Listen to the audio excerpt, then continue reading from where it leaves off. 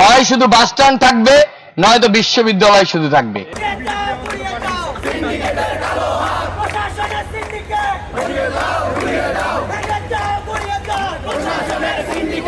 এই জায়গায় একটা শিক্ষা প্রতিষ্ঠান না, বরং এই শিক্ষা প্রতিষ্ঠানগুলোকে সরিয়ে দুনিয়ার যত বাস স্ট্যান্ড আছে সবগুলো এই পুরান ঢাকায় বা এই জগন্নাথ বিশ্ববিদ্যালয়ের আশেপাশে এনে স্থাপন করা দরকার। আপনারা দেখেন বাংলাদেশের প্রত্যেকটা বিশ্ববিদ্যালয়ের পরিবেশ দেখেন, আর আমাদের বিশ্ববিদ্যালয়ের পরিবেশটা আপনারা একটু দেখেন।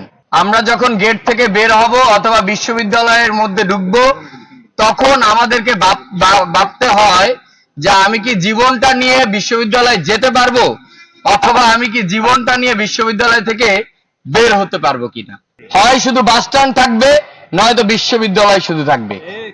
কিন্তু আমাদের প্রশাসনও এটা নিয়ে কোনো গুরুত্ব দেয়নি। গুরুত্ব দিবেই বা কেন? যদি এই বাস স্ট্যান্ডে আমাদের বিশ্ববিদ্যালয়ের কারো কারো ব্যবসা থেকে থাকে, যদি বাস স্ট্যান্ডে কারো বাস থেকে থাকে, তাহলে সে তো তার নিজের পেটে লাথি দিবে না।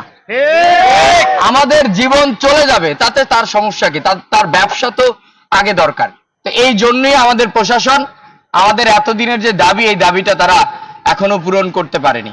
বসুন্ধরা টিস্যু অশুদ্ধতার বিরুদ্ধে এক বিন্দুও ছাড় নয়।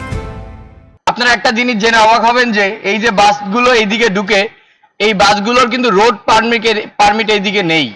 ভিক্টোরিয়া পার্কে এদিকে এই বাসগুলোর রোড পারমিট নেই, অর্থাৎ এরা যে এইদিকে ঢুকে সেটা সম্পূর্ণ অবৈধ। কিন্তু এই প্রশাসন আশ্চুপ নিশ্চুপ। যখন কিনা আমরা শিক্ষার্থীরা আঘাত পাই, আহত হই কিংবা নিহতের মতো ঘটনার পর্যায়ে, তখন এই প্রশাসন সর্বোচ্চ গিয়ে সেই মালিক পক্ষটা রাখে। মালিক পক্ষ একটা নামমাত্র ক্ষতিপূরণ দিয়ে তারা দায় সারা কাজ করে।